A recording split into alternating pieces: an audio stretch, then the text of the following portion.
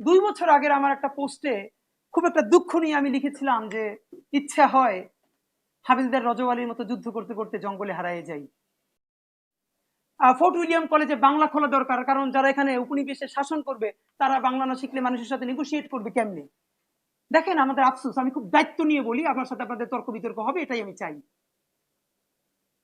শত বছর, 500, 700, 800 বছরের স্পন্টেনিয়াস যে বাংলা ভাষা, আপনারা যদি এটা নিশ্চয়ই মেনেই থাকেন যে সুলতানি আমলে বাংলা ভাষার একটা বিরাট গ্লোরি তৈরি হলো, এর মানে সুলতানি আমল থেকেই তো বাংলা ভাষা রাজকীয় ভাষা হয়ে উঠলো। কে বলতে পারবে চর্যাপদের আমলে বাংলা ভাষা রাজকীয় ভাষা ছিল? এটা তো গরিবের ভাষা। সে চর্যাপদে বলছে যে হাড়িতে ভাত নাই, প্রেমিকেরা এসে ভিড় জমায়। চর্যাপদ তো তখন রাজকীয় ভাষা হয়ে ওঠে নাই। বাংলাকে প্রথম রাজদরবারে নিয়ে গেছে সুলতানি আমল। সুলতানি আমলে প্রথম যদি সেটা রাজকীয় ভাষা হয়ে ওঠে, তাহলে সেই বাংলার তো গ্লোরি তৈরি হলো সুলতানি আমলে। কিন্তু তবে মানে তারপরে কেন এই বাংলাটাকে একটু জাস্ট খেয়াল করেন, আমাদেরকে যে বাংলার ক্লাসিফিকেশন শেখানো হয়, মধ্যযুগের বর্বরতা, তারপরে আধুনিক যুগ, ফোর্ট উইলিয়াম থেকে, আপনারা কি কেউ প্রশ্ন করেছেন একবারও যে এই আধুনিক যুগের যে বাংলা, তার মধ্যে সুলতানি আমলের বাংলা কই? এর মানে কি সুলতানি আমলে মানুষ বাংলা বলে নাই? যদি বাংলা বলেই থাকে, তাহলে সেই বাংলা ফোর্ট উইলিয়ামের পরে কোথায় গেল?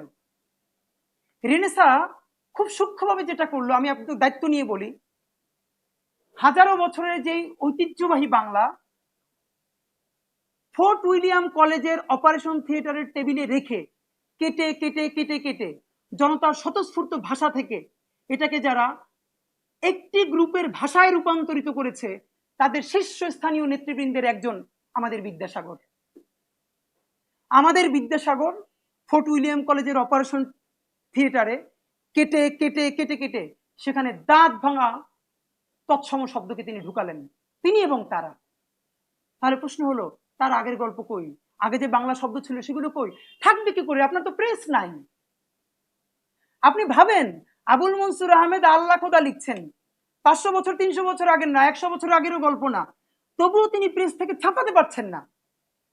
তাহলে সুলতানি আমলের বাংলা শব্দ মুখে মুখে ছাড়া আপনি কোথায় ডকুমেন্টেড পাবেন? আপনার প্রেস কোথায়? যে রাজনৈতিক আলাপটা কেউ তুলে না, যে রেনেসা পুরো ইউরোপের পলিটিক্যাল মুভমেন্টকে বদলাই দিল, চেহারা বদলাই দিল, সেই রেনেসা কি করে বাংলায় এসে, বেঙ্গলে এসে একটা প্রচন্ড দাস জাতি তৈরিতে হেল্প করলো? যেই রেনেসার কথা হওয়া ছিল উপনিবেশনের বিপক্ষে, এখানে যারা কলোনি সেটেল করলো ব্রিটিশরা, সেই ব্রিটিশরা এখানে রেনেসা আনলো, বললো মধুর মধুর কথা যে না, তোমাদের এখানে ভালো গল্প হবে, তোমাদের নতুন কিছু দরকার, ইংলিশ লিটারেচার থেকে অনুপ্রাণিত হয়ে, এটা ভেরি গুড। মাঝখানে সেই রুহুটাকে মেরে দিয়ে কি করলো? এই রেনেসার বুদবুদ তৈরি করে এখানে পলিটিক্যাল মুভমেন্ট দাঁড়ালো না। সিপাহী বিপ্লব যখন 1858 সালে হলো, আপনি অবাক হবেন। দেখেন, ছোট করে বলি যে 1858 পর থেকে আমি জাম্প করে আমাদের 47 চলে আসবো।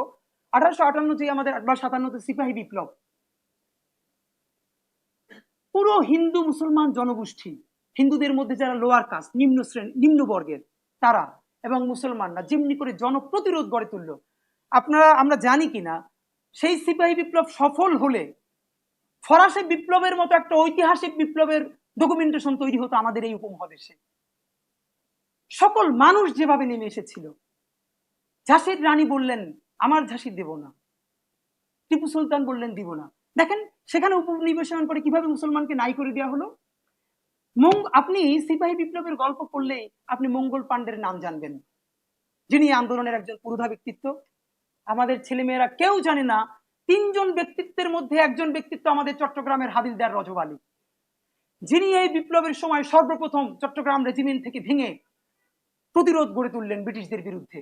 এবং তার করুণ পরিণতি আপনারা জানেন কিনা, ব্রিটিশদের বিরুদ্ধে যুদ্ধ করতে করতে শেষ দিকে চট্টগ্রামের পার্বত্য অঞ্চলে যখন তিনি দেখলেন একমাত্র তিনি বেঁচে আছেন, তার সৈন্য কেউ বেঁচে নাই, তার উপায় দুইটা, ব্রিটিশদের কাছে ধরা দেয়া অথবা মরে যাওয়া। তিনি ব্রিটিশদের কাছে ধরা না দিয়ে পার্বত্য চট্টগ্রামের জঙ্গলে হারাই গেলেন। 2 বছর আগের আমার একটা পোস্টে খুব একটা দুঃখ নিয়ে আমি লিখেছিলাম যে ইচ্ছা হয় হাবিলদার রজওয়ালির মতো যুদ্ধ করতে করতে জঙ্গলে হারাই যাই। 1800 সেই আমাদের সিপাহী বিপ্লবের মঙ্গল পাণ্ডে তো আমাদের গল্পে নাই, কোথায় গেল? আপনাদের এই গল্পগুলো সামনে আনতে হবে তো। একটু করে বলি এবার। মজার ব্যাপার হলো, আমাদেরকে বারবার প্রশ্ন করে তাহলে তোমাদের শব্দ কই, পত্রিকা কই?